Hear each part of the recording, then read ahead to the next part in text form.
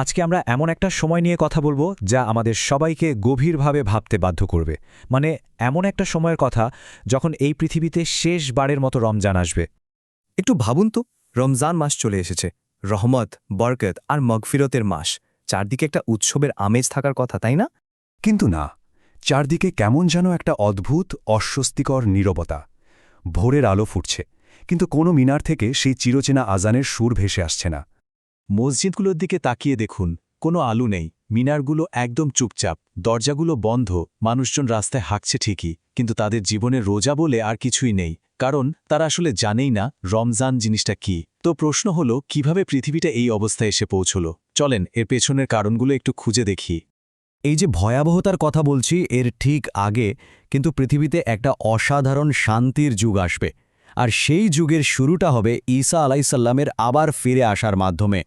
শুধু একবার কল্পনা করুন তো সেই সময়টার কথা, যখন ঈসা আলাইহিসসালাম দাজ্জালকে হত্যা করে পৃথিবীতে ন্যায় বিচার প্রতিষ্ঠা করবেন।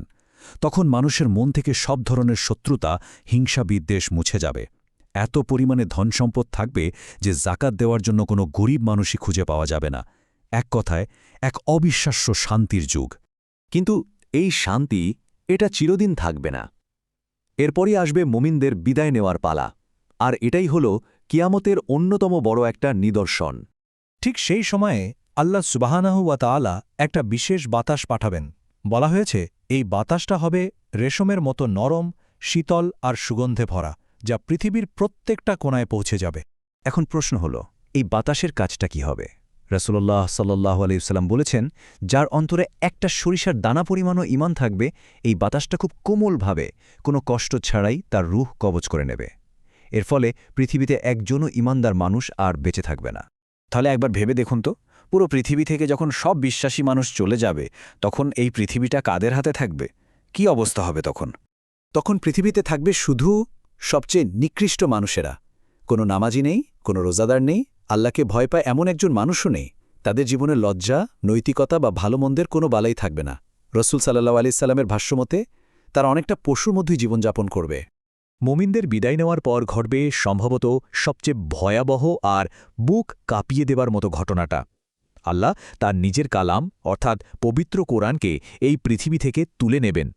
আর কোরআন তুলে নেওয়ার এই ব্যাপারটা হবে একদম সম্পূর্ণ।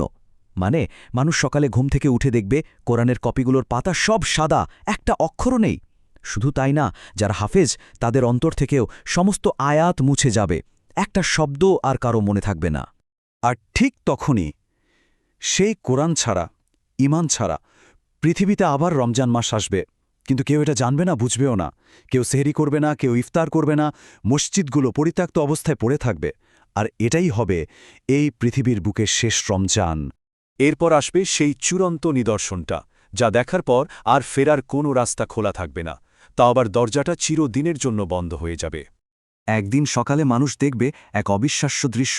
সূর্য পূর্ব দিকে নয়, বরং পশ্চিম দিক থেকে উঠছে। প্রকৃতির যে স্বাভাবিক নিয়ম তা পুরোপুরি ভেঙে যাবে। আর এই নিদর্শন দেখার পর কি হবে? আল্লাহ পবিত্র কোরআনে পরিষ্কার বলছেন, যেদিন এই নিদর্শন প্রকাশ পাবে সেদিন নতুন করে ঈমান আনলে আর কোনো লাভ হবে না। যারা আগে থেকেই অবিশ্বাসী ছিল তাদের ঈমান আর কবুল করা হবে না। তাওবার দরজাটা চিরতরে বন্ধ। তো এই সব ভবিষ্যৎবাণী থেকে আমাদের জন্য এখনকার শিক্ষাটা কি? কেন এই বিষয়গুলো জানা আমাদের জন্য এতটা জরুরি? চলুন দেখি আমরা এখান থেকে কি শিখতে পারি। প্রশ্নটা খুবই সহজ আর একদম সরাসরি। আমরা নিজেদেরকে কোন দলে দেখতে চাই? সেই সৌভাগ্যবানদের দলে যাদেরকে ওই সুগন্ধি বাতাসটা ঈমানের সাথে তুলে নেবে, নাকি সেই দুর্ভাগাদের দলে যারা পৃথিবীতে থেকে যাবে আর কেয়ামতের ভয়াবহ সব দৃশ্য নিজের চোখে দেখবে? সবচেয়ে বড় কথা হলো, ভবিষ্যতের প্রস্তুতিটা নিতে হবে আজকেই, এই মুহূর্তে। এখনই নিজের নামাজটাকে ঠিক করে নিতে হবে। কোরআনের সাথে সম্পর্কটাকে আরও গভীর, আরও মজবুত করতে হবে, যেন তা আমাদের অন্তর থেকে কখনো মুছে না যায়। আর একদম দেরি না করে আন্তরিকভাবে আল্লাহর কাছে তওবা করতে হবে। কারণ সত্যিটা হলো, আমরা কেউই জানি না আমাদের হাতে আর ঠিক কতটা সময় আছে। এই যে রমজান মাসটা আমরা পেয়েছি, কে বলতে পারে হয়তো এটাই আমাদের জীবনের শেষ রমজান। এই প্রশ্নটা দিয়েই আজকের মতো শেষ করছি। বাকিটা ভাবনার জন্য আপনাদের ওপরই ছেড়ে দিলাম।